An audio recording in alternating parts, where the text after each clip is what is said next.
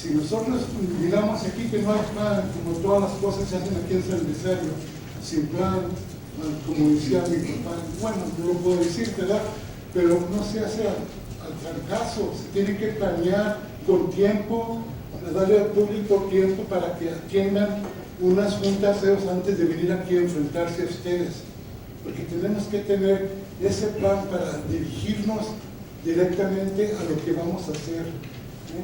Y la propiedad que, no sé el número, que como dicen todos, los números nomás ustedes los pueden leer, porque ustedes los hicieron, ¿verdad? Parte de esa propiedad está que la quieran hacer en Enex, ¿verdad?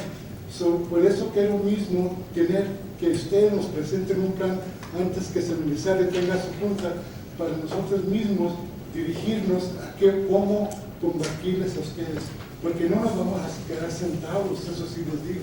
Gracias. Gracias, José.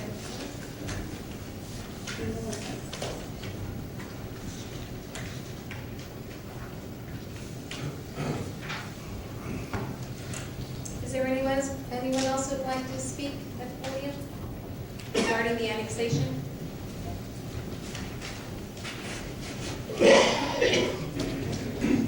Buenas tardes.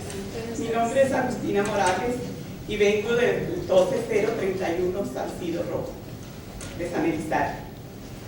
La razón que estoy aquí presente es para apoyar a mi comunidad y a mi propiedad, de que no estamos de acuerdo que se haga Ciudad de Socorro, porque nosotros tenemos allí, en lo personal, 30 años, batallamos bastante y nadie nos ayudó, nadie nos apoyó. Anduvimos luchando mucho por los servicios. Apenas tenemos 5 años para acá que nos acaban de poner el agua, el gas y el drenaje se está terminando.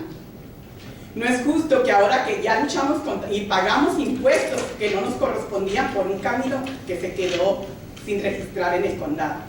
Todo eso nos costó a nosotros, no a ustedes. Entonces nosotros no estamos de acuerdo que se haga ciudad, porque está muy abandonado ese lugar. No tenemos ni buen pavimento, ni buenos señalamientos de staff, de todo eso. No tenemos nada, ni luces para el vandelismo, ni nada de eso. No estamos de acuerdo y aquí está mi comunidad apoyándome para no estar de acuerdo que se haga ciudad. Gracias. Thank you, señora.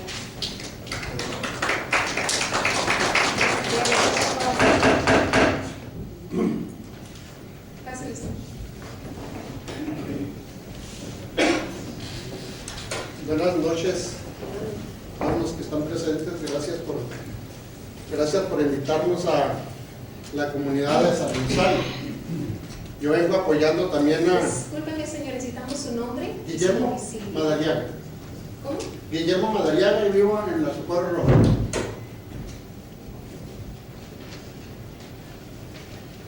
Sí, nada más para apoyar a la gente de la comunidad de San Elizario, porque hemos tenido malas experiencias en cuanto a la misma gente que vive aquí en Socorro, porque son los mismos familiares de nosotros los que están viviendo y ellos están ya desesperados con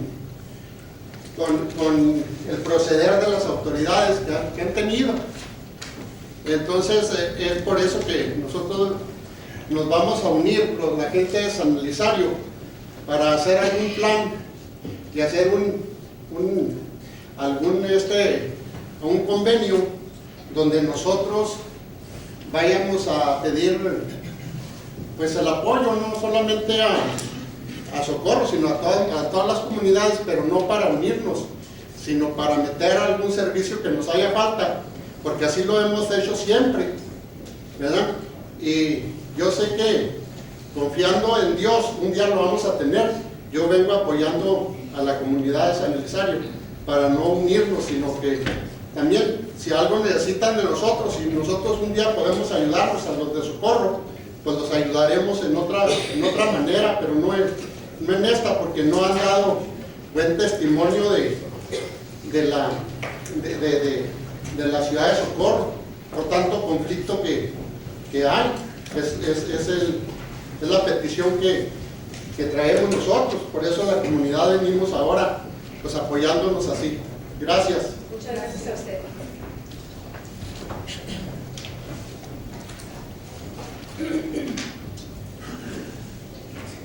Is there anyone else who'd like to speak at the podium?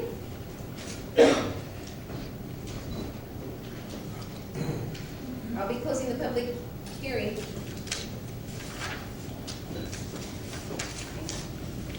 .6:25, public hearing is closed.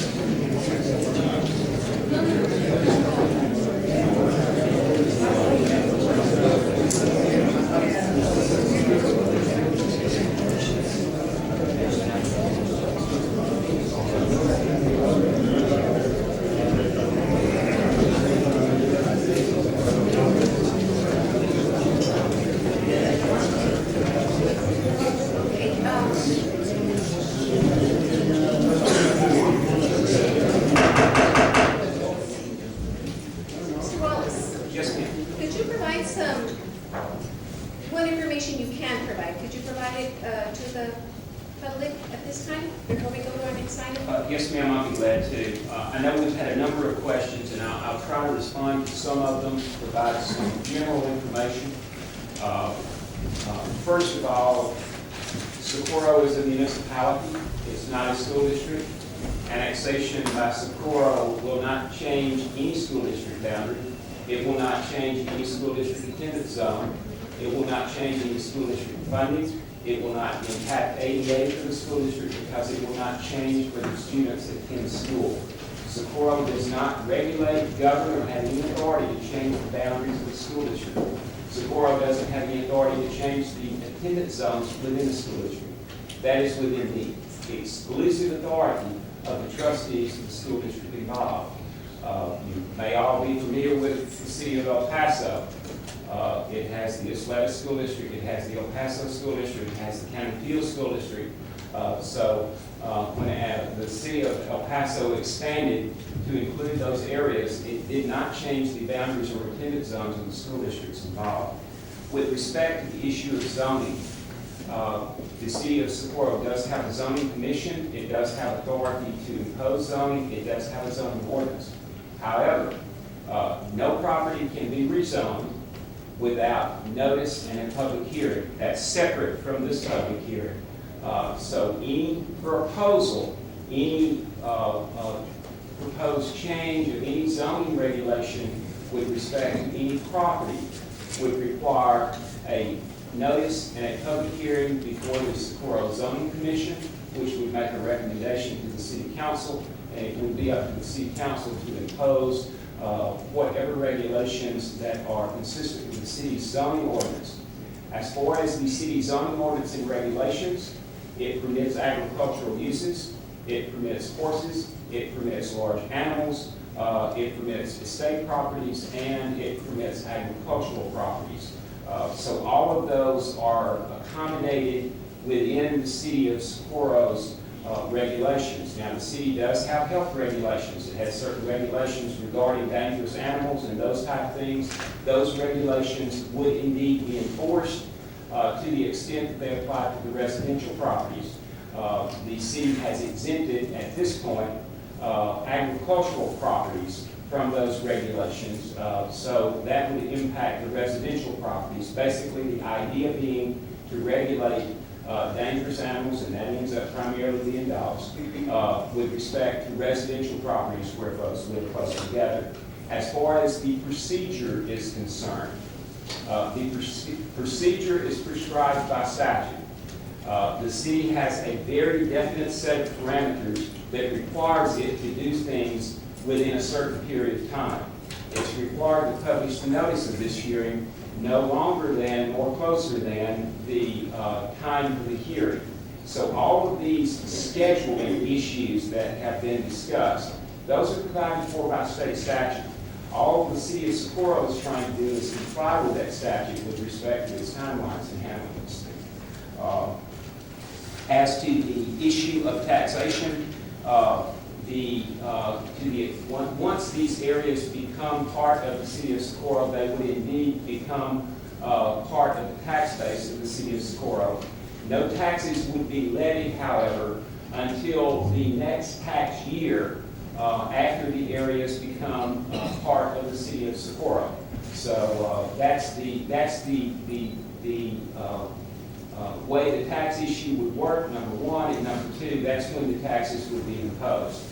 So until the next tax year occurs, then the areas would receive municipal services pursuant to the city's municipal services plan, which the city council has adopted. But you would not be required to pay taxes until the next tax year, and all of that is administered by the Central Appraisal District.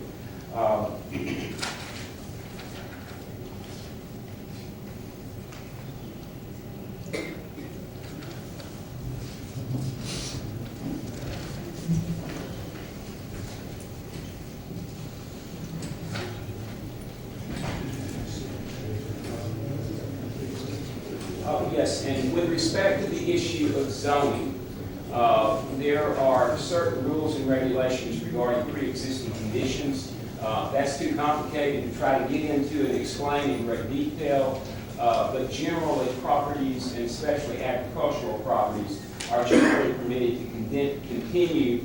It's called grandfather most of the time, and that's not a very good description of it, but that's usually what folks refer to it as.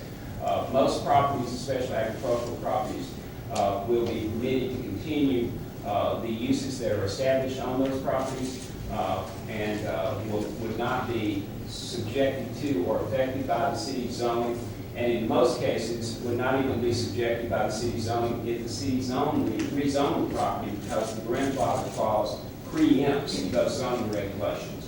But nevertheless, no rezoning or regulation of property can occur without there being a public hearing before the Planning and Zoning Commission, which, according to the City of Socorro's regulations, requires publication and notice to those in the surrounding areas of the property and an opportunity for them to be heard with respect to that. So the annexation will not rezone anyone's property and will not impose any land use regulations on anyone's property associated with the Socorro zoning ordinance until such time as there is a public hearing and a decision by the Planning and Zoning Commission, which is confirmed by the City Council. Thank you. Thank you, Mr. Wallace. We're now going to continue with our regular agenda. Item 6, discussion and action to acknowledge and confirm publication and posting of notice and conduct of public hearing. That's posted in the, Excuse me. And again, just to reiterate, since this topic does deal with annexation also, for those of you who would like, because the public hearing we take very seriously, for those of you that would like to communicate, especially with myself, that are affected by this annexation, because I did hear a lot of, I'm here to support a friend being annexed. If you are being affected by this, my cell phone number is 887-1070. 887-1070. I'd love to hear from you and have a discussion with you. If I get too many calls, obviously it may take me a while to get back to you. But if you're serious about wanting to understand this process, I welcome your phone call. But again, from people that are being affected by those areas, not by people that know somebody, so, thank you. What's the number again? 887-1070, and that is my cell phone number. Thank you. I'm sorry. I'm sorry, I have a question. No, I'm sorry, it's not really the regular agenda, sorry. Thanks, How we're gonna know if we're gonna have another hearing if we don't get any letters in the mail? We're continuing with the regular agenda.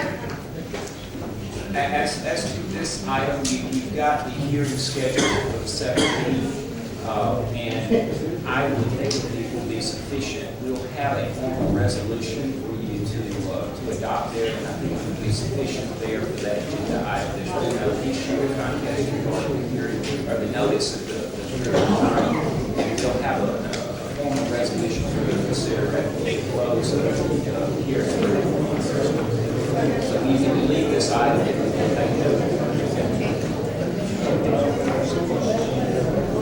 I have a motion, second by, motion by Mr. Gondeta, second by Ms. Reyes. Mr. Madrid? Number 6.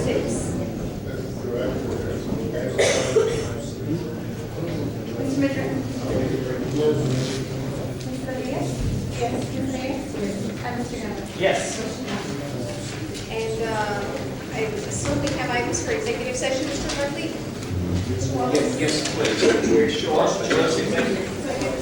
We have a motion by Mr. Gondeta, seconded by Ms. Rodriguez to move into executive session. Mr. Madrid? Yes. Ms. Reyes? And Mr. Gondeta? Yes. 6:36. Gentlemen here, We're now moving to executive session. can I ask a question? Only one question on the time prior to the rezoning hearing, or the next time we're supposed to get before we go. We have to go into executive session, but Mr. Leone handles that, and he can tell you